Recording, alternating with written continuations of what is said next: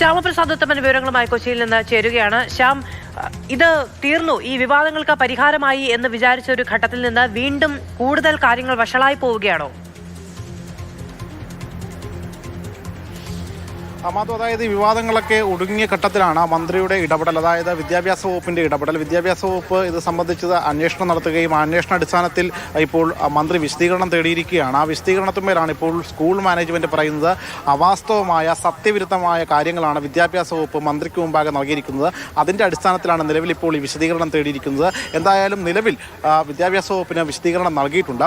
ആ വിശദീകരണങ്ങൾ ഈ പറയുന്ന കാര്യങ്ങളിലല്ല എന്നും, അതായത് ഈ കുട്ടി ഹിജാബ് ധരിച്ച് സ്കൂളിലെത്തുകയും കുട്ടിയെ ആരും തന്നെ പറഞ്ഞു വിട്ടിട്ടില്ല എന്നും അതിൻ്റെ CCTV ദൃശ്യങ്ങൾ സഹിതം ഈ സ്കൂളിലുണ്ട് എന്നുമാണ് മാനേജ്മെൻറ്റ് വ്യക്തമാക്കുന്നത്. കൂടാതെ ഈ സ്കൂളിൽ നിരവധിയായിട്ടുള്ള മറ്റ് മതത്തിലുള്ള കുട്ടികൾ പഠിക്കുന്നുണ്ട്. പക്ഷേ ഈ വിവിധങ്ങളായ കുട്ടികൾ പഠിക്കുന്ന ഇടത്ത് ഈ ഒരു കുട്ടി മാത്രം ഹിജാബ് ധരിച്ച് വരുമ്പോൾ മറ്റു കുട്ടികൾക്കും അത്തരത്തിലുള്ള ഈ പ്രേരണ ഉണ്ടാകുന്നു എന്നത് ഈ മാതാപിതാക്കൾ ഈ സ്കൂൾ മാനേജ്മെന്റിനെ അറിയിച്ചു എന്ന കാര്യം കൂടി ഇവർ പങ്കുവെക്കുകയും ചെയ്യുന്നു. എന്തായാലും ഇന്നലെ MP ഉൾപ്പെടെയുള്ളവരെത്തി ഇവിടെ ഒരു സമവായ രീതിയിൽ ചർച്ചയും അതിനുശേഷം ഈ കുട്ടിയുടെ പിതാവ് സംസാരിക്കുകയും ചെയ്തതാണ്. അതായത് സ്കൂളിൻ്റെ റെഗുലേഷൻസ് ആൻഡ് റൂൾസ് അനുസരിച്ചുകൊണ്ട് കുട്ടിയെ എത്തിക്കാമെന്ന കാര്യത്തിലേക്ക് എത്തി നിൽക്കുമ്പോഴാണ് മന്ത്രി ഇത് സംബന്ധിച്ച് ഈ വിഷയത്തിൽ ഇടപെടുകയും സ്കൂളിൻ്റെ ഭാഗത്ത് ഗുരുതരമായ വീഴ്ചയാണ് ഉണ്ടായത് എന്ന കാര്യം പങ്കുവെക്കുകയും ചെയ്ത് അതിന് പിന്നാലെയാണ് ഇന്നിപ്പോൾ രാവിലെ സ്കൂൾ തുടങ്ങിയതിനു ശേഷം കുട്ടി ഈ സ്കൂളിൽ എത്തിയിട്ടില്ല, ആരോഗ്യപരമായ കാരണങ്ങൾ എന്നാണ് കുട്ടിയുടെ കുടുംബം പങ്കുവച്ചിരിക്കുന്നത്. നിലവിൽ